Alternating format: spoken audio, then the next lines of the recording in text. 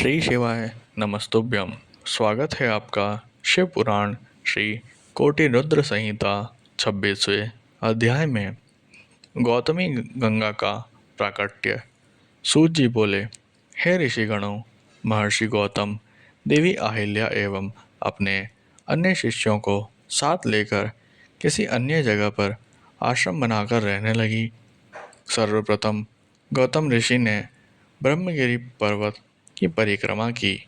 फिर भगवान शिव के पार्थिव लिंग की स्थापना कर उसका पूजन करने लगी। पति पत्नी की उत्तम आराधना एवं भक्ति भाव से प्रसन्न होकर भगवान शिव ने उन्हें दर्शन दिए। अपने आराध्य को अपने सामने पाकर गौतम ऋषि व अहिल्या बहुत प्रसन्न हुए और उनको प्रणाम कर उनकी स्तुति करने लगे। तब भगवान शिव बोले, हे महर्षि, हे देवी, मैं आपकी पूजा से प्रसन्न हूँ।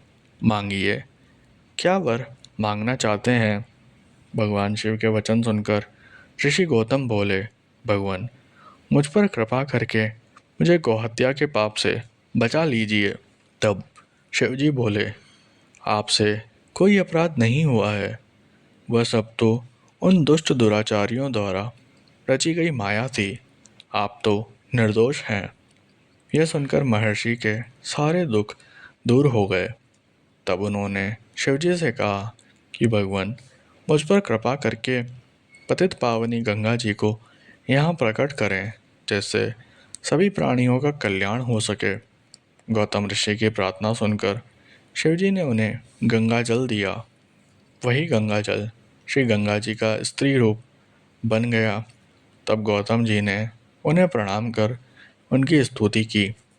गौतम ऋषि बोले, हे मातेश्वरी, हे पतित पावनी गंगे, मैं आपको प्रणाम करता हूँ।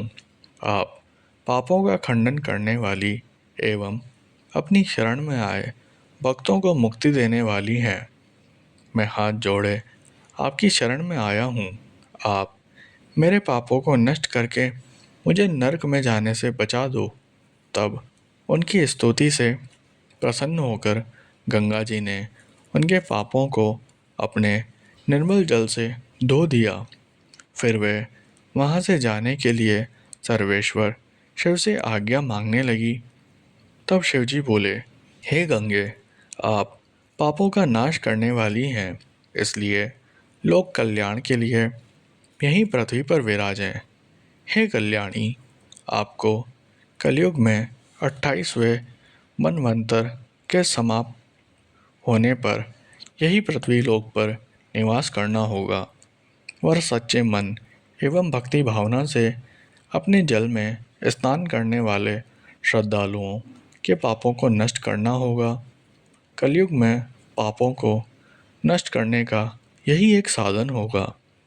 श्रद्धापूर्वक आपके दर्शन करने वालों के पापों का क्षय भी आप करेंगी। यह सुनकर गंगा जी बोली, हे प्रभु, मैं तो सदा आपके अधीन हूँ। आपकी आज्ञा मेरे लिए शिरोधार्य है, परंतु मेरी आपसे ये प्रार्थना है कि आप माता पार्वती के साथ मेरे पास ही निवास करें, ताकि मैं सदा की भांति आपके पास रहूं। संसार में मेरी कीर्ति हो। तब गंगा जी के वचन सुनकर कल्याणकारी भगवान शिव बोले, हे गंगे, तुम्हारी मनोकामना मैं अवश्य पूरी करूँगा। यह कहकर भगवान शिव वहाँ त्रयंबकेश्वर नाम से ज्योतिर्मय रूप में स्थित हो गए। गंगा जी वहाँ पर गौतम ऋषि के नाम से प्रसिद्ध होकर गौतमी गंगा कहलाई।